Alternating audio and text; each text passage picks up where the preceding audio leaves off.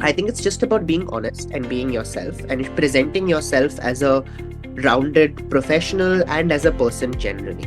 I think, particularly with ISB, what stood out to me about the procedure to apply vis-a-vis, let's say, colleges in the US, is that ISB doesn't accept your CV, which means Right. it's a lot.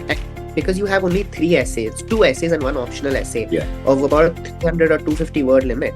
For those exact reasons, I think ISB Mantra's interviews really helped me, because just taking mock interviews with such a diverse panel, right? I think you yourself had taken 2 of my interviews, and former admissions officer, other former admissions officers, and even alumni from ISB who took my interviews.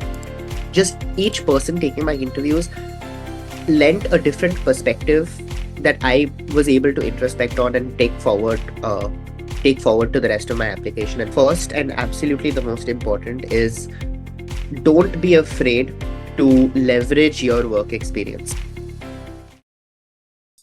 To begin, I Right. would like to again congratulate you, Aditya. I think I've been very lucky to, talk to second, candidate who got a full scholarship. Not on the same season though. I mean, last year I have interviewed one of our students who got a full scholarship, and this year it's Aditya. So congratulations again. And to begin, can you tell us about your academic and professional profile? Yeah, thank you so much, first of all, Vikram. Just yeah, a little background about myself. So I am a lawyer by profession. I work in mergers and acquisitions currently. I graduated from NLSIU Bangalore in 2019, and after that, I began to work at Cyril Amachan Mangaldas with their M&A and general corporate practice. I was there for about a little under 4 years, and then I moved to Reliance Industries, where I'm currently working with the in-house M&A and corporate legal team. So I think now, after about a year with Reliance, I'll be moving to ISB to pursue my PGP. Great.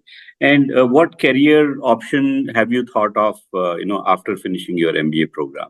One thing that's important for me, at least personally, is I think I'm banking on also some of my experience during law school, because I entered law school wanting to become a litigation lawyer. And I think Right. through the course of my law school life, I developed an interest in intellectual property. So then I think at some point around my second or third year, out of my 5 year course, I decided I wanted to do intellectual property instead of litigation. Then in my fourth year, I did my first corporate internship, which is when I developed my interest in corporate law and M&A. So I Right. think just seeing how my interests and career aspirations have been shaped throughout my 5 years of law school, I realized that I don't want to approach my MBA or PGP with that with a narrow objective in mind. So I'm Right. actually looking to explore the different opportunities that ISB can present and then take a more informed career decision. That's a good thing to do, Aditya. Going with the open mindset also, does not bind you with your thought process that this is the only thing what I want to do. And because you Eh, meet a very diverse set of, cohort there, it actually can open up a lot of new areas which you might not have thought about before. Uh, Exactly. I think one thing that really stood out to me about IS, so the diversity of the class. So I'm actually really looking forward to exploring the different courses and the different career pathways that present themselves during the degree, and then taking a better, more informed decision that way. right, right. And Adit, did you consider any other program when you decided that you want to do a management program now? I did. I applied to a few universities in the US, and I applied to IIM Ahmedabad in India. So I think within India, these are the only 2 programs I applied for. And outside of India, I've applied to 4 or 5 different programs. Right, right. So coming with 4.5 years of experience, it might not have been very easy to an application to build. So what was your application strategy and primary focus area when you started working on your application? So I think it's, I know a lot of people, a lot of blogs, a lot of guidance counselors and admission consultants tell you that it's all about building a story and Hmm. it's about building a narrative for yourself. And I think while that is definitely true to some extent, Hmm. I think it's just about being honest and being yourself and presenting yourself as a rounded professional and as a person generally. Like, I think it's just as important to talk about your aspirations, your goals, why you want to do an MBA, as it is to show why you are a good candidate for this MBA program. Mm. And I don't just mean in terms of academic achievements. I'm talking about things like interests, passions, what drives you as a person, what is your outlook on life. And I think these are all important things to bring out in one's essays. And I think particularly with ISB, what stood out to me about the procedure to apply vis-a-vis, let's say, colleges in the US, is that ISB doesn't accept your CV, which Right. means it's a lot. Because you have only three essays, two essays and one optional essay Yeah. of about 300 or 250 word limit to Yeah. present these facts about yourself. It really becomes an important prioritization exercise to decide what parts of your profile you want to highlight to the reviewing panel. Mm. And for me personally, it was a very difficult decision to make, because throughout my law school and throughout my work life, I've actually really tried to be as diverse as possible in my work experience, including various streams or various verticals, internships in various verticals and extracurricular activities. So it was very difficult for me to decide what I wanted to present in my application. But ultimately, I think I just went with what was the most important to me, or what was the closest to my heart. So what achievements or what uh, extracurricular activities did I accord the most value to? And I think through that, I was able to present a part of my personality that I thought would be the best representation of myself. Great. Nice. And after you submitted your application, after how many days did you receive an interview call, and how much time did ISB give you to prepare for interview? So I submitted my application in the round two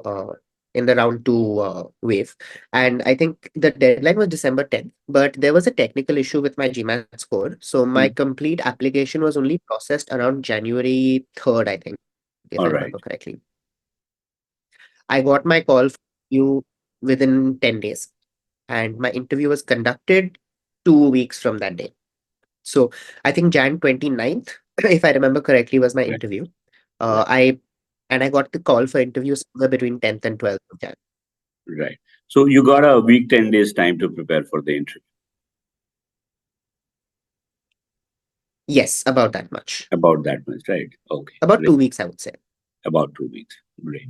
And that's when you got in touch with us, and we did so many sessions with different people. How did all these interactions with different consultants and ex-admission officers help you to build your thought process and prepare you for the actual interview? Okay.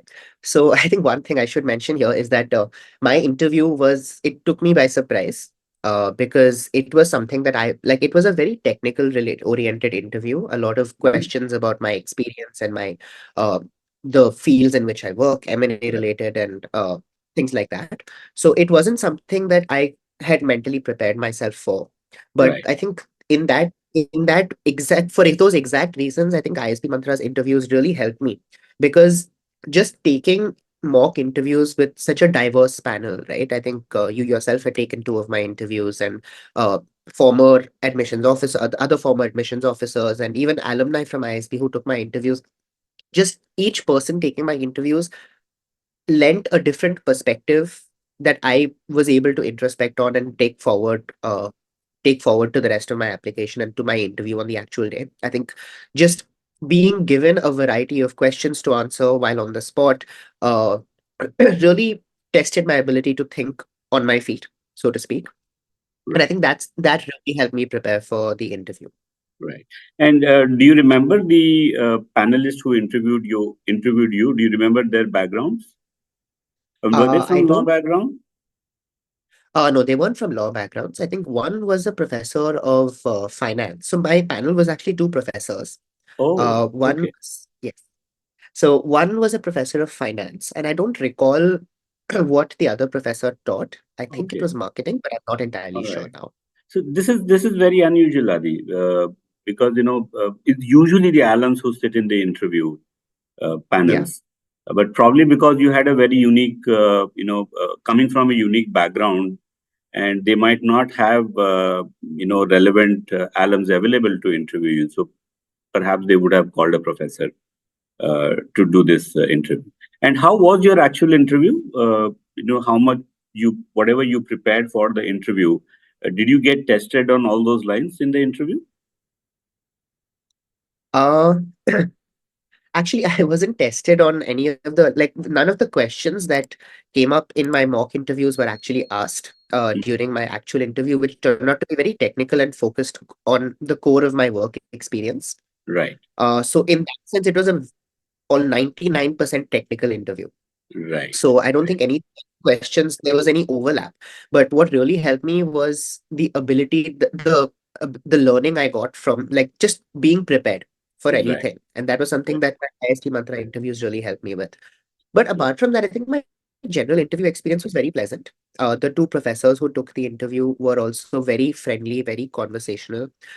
They a lot of the questions were opinion technical, like like a hybrid of opinion and technical questions. So they would ask my opinion on, like, the investment landscape in India, things Right. like that, or what could be done to improve the framework and all. So I think these were very interesting. One part that I really enjoyed of my interview was when one of the professors gave me a question based on marketing to answer. And I think he even told me upfront, like, he prefaced the question with, I know you have no marketing background, but I Mm-hmm. would very much like to test your boundaries and see how you respond in this situation. So I think that was a very fun question to answer on how I would market a particular product to people. And that was something I really enjoyed, actually. Okay, okay. It's interesting to hear, how interviews are different, especially when there are professors sitting there in the panel Yes. as a panelist. Great. So, Aditya, now that you have an admit, what are you looking forward the most? And, are there any specific things you are planning to do before you join the program? Yes, I think I know I come from a very non-quantitative background, so to speak. Like, as a lawyer, I haven't studied math since 2014 when I graduated from school. So Right. I think I have a lot of catching up to do in that way. And one thing that ISB has done that I really appreciate is share beginner courses or introductory courses Right. to some core subjects. Like, there's one on case study methodology, there's one on mathematics, calculus. So I think these courses are things that I plan to really make the most of in the next couple of weeks before I join the program, just so that I can get back that original foundation that I once had back in 2014. Right. Great. Ali, so before we wrap this up, what is your advice to prospective applicants, who come from a law background and want to do an MBA? Uh, Couple of things. I think the first and absolutely the most important is, don't be afraid to leverage your work experience, because when I was applying for my when I was doing submitting my applications, I was very worried about the fact that I didn't come from a quantitative background. I didn't have any consulting experience or any finance experience. That I'm not an engineer. So I was very worried that these things could act against me. Hmm. And these things might, because it's not the stereotypical MBA candidate, at least as stereotypes go. But what really helped was once I realized that this exact difference is something unique that I could bring to the table. Just my experience working as an M&A lawyer is gives me a different perspective on many of the same things that we would be studying.